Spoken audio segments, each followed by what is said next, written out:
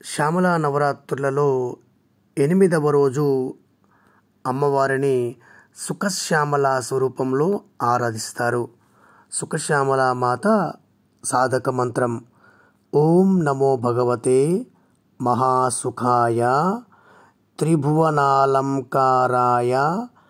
రాజమదమర్దనాయ శీఘ్రం రాజానం మే వశమానాయ స్వాహా.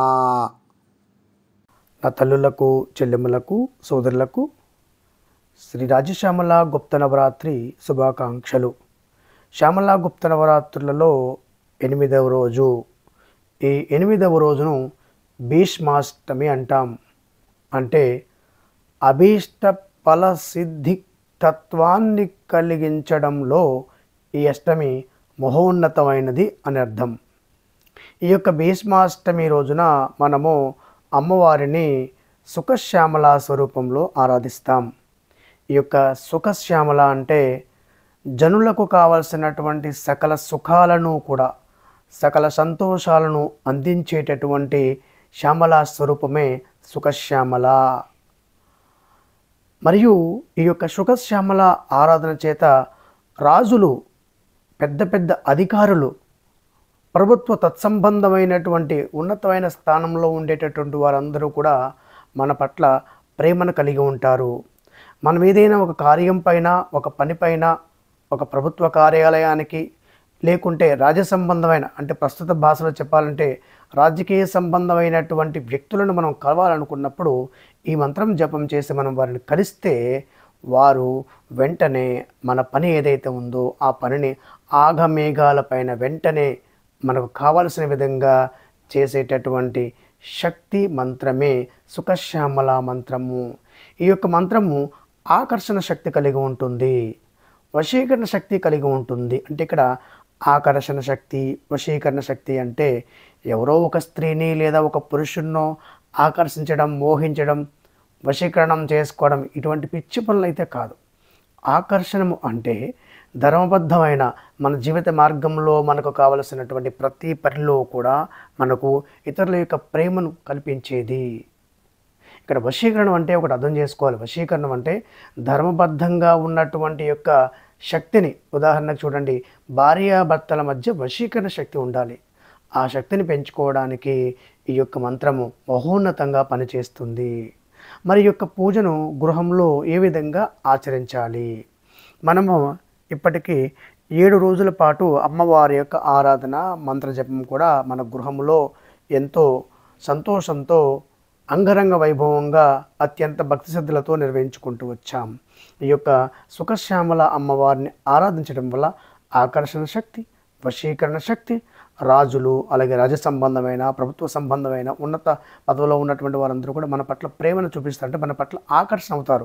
మన నోటి నుండి మాట్లాడే ప్రతి మాట కూడా ఎంతో శక్తివంతంగా ఉంటుంది. ఈ మంత్రం ఆ శక్తిని మనకు అందిస్తుంది.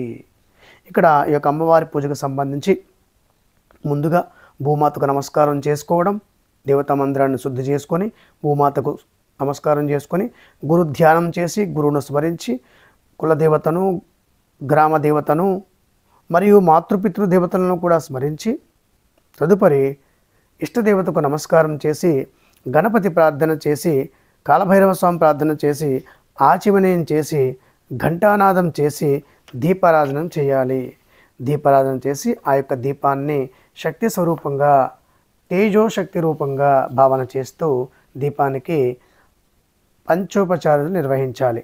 ఈ యొక్క పంచోపచార పూజ నిర్వహించి మనము ఆ యొక్క దీపానికి కాస్త ముందుగా పసుపు, కుంకుమ, గంధం అద్ది దీపం, ధూపం, నైవేద్యం సమర్పణ చేసి దీపానికి నమస్కారం చేసి మనము సంకల్పం చేసుకోవాలి.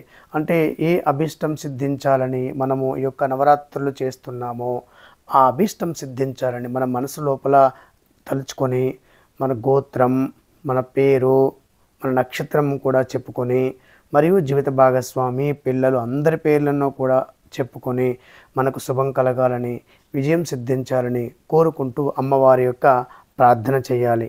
ఇక్కడ 8వ రోజున అమ్మవారిని స్మరించాల్సిన మంత్రము సుఖశ్యామల మంత్రము. ఈ మంత్రము మీ అందరూ కూడా నేర్చుకోండి, సాధన చెయ్యండి. 5 మాలలు జపం చేయండి. ముందుగా గణపతి మంత్రం ఒక మాల, కాలభైరవ మంత్రం ఒక మాల, ఈ యొక్క సుఖశ్యామల మంత్రం 5 మాలలు జపం చేయండి.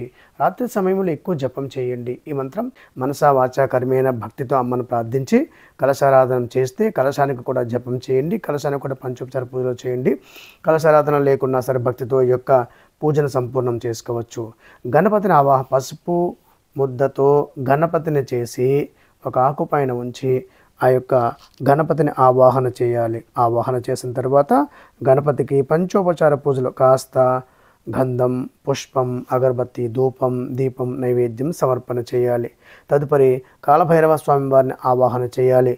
ఆయనను ఆవాహన చేయడం అంటే మన ఇంట్లో చిత్రపటము, యంత్రము, లేకుంటే స్వామివారికి సంబంధించిన అంగుష్ట పరమాణు విగ్రహము ఉంటుంది. అక్కడ ఆ విగ్రహాన్ని స్వామివారి యొక్క సంపూర్ణ శక్తి స్వరూపంగా భావించి ఆవాహన చేసి క్షేత్రపాలక కాలభైరవ స్వామి వారికి కూడా పంచోపచార పూజలు చేయాలి. తదుపరి శ్రీ సుఖశ్యామల అమ్మవారి యొక్క పూజను ప్రారంభించాలి. ఇక్కడ అమ్మవారి యొక్క మంత్రం 3 మార్లు పఠించి ఆవాహన చేసి పంచోపచార పూజలు చేయాలి. ఓం శ్రీ సుఖశ్యామలా దేవ్యే నమః ధ్యాయామి, ధ్యానం సమర్పయామి అంటూ అమ్మవారి మంత్రం మనసు లోపల జపిస్తూ నమస్కరించాలి.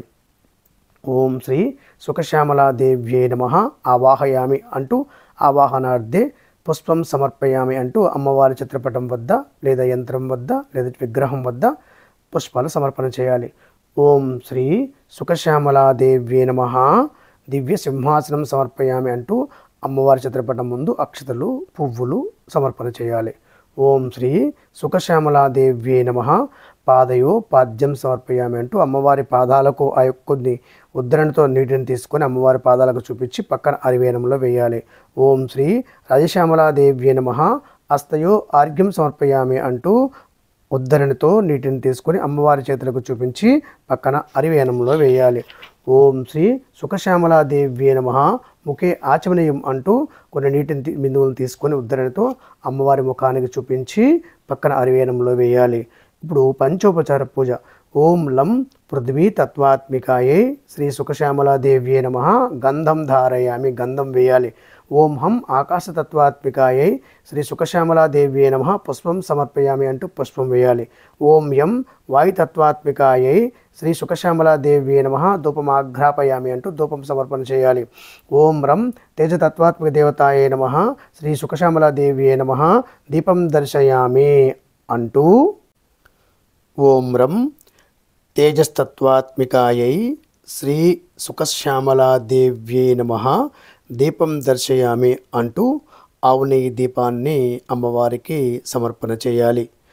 ఓం వం అమృతత్వాత్మికాయై శ్రీ సుఖశ్యామలా దేవ్యే నమః అనుచు అమ్మవారికి అత్యంత ప్రీతికరమైనటువంటి మహానైవేద్యం ఒక 2 తమలపాకులు, 4 తేనె చుక్కలు, 4 గులాబీ రేఖలు, చిన్న ఎండు కొబ్బరి ముక్క, చిన్న ఖర్జూరం ముక్క, ఒక యాలక, ఒక లవంగ, చిన్న బెల్లం ముక్క కలిపి అమ్మవారికి నైవేద్యం సమర్పణ చేయాలి. ఈ యొక్క పంచోపచారాలు పూజలు అయిన తర్వాత అమ్మవారి మంత్రం భక్తితో జపం చేయాలి. శక్తి కొలది జపం చేయండి. అమ్మవారి యొక్క సంపూర్ణమైనటువంటి అనుగ్రహం ఖచ్చితంగా లభిస్తుంది. ఇక్కడ అమ్మవారి యొక్క మహామంత్రం జపం చేసే ముందు కాలభైరవ మంత్రం ఒక మాల, అలాగే గణపతి మంత్రం ఒక మాల జపం చేయండి. మీ అందరికీ కూడా శ్రీ కాలభైరవ స్వామి వారి యొక్క సంపూర్ణ ఆశీస్సులతో పాటుగా శ్రీ రాజశ్యామల మాత సంపూర్ణ ఆశీస్సులు మనోవాంఛ ఫలసిద్ధిరస్తు.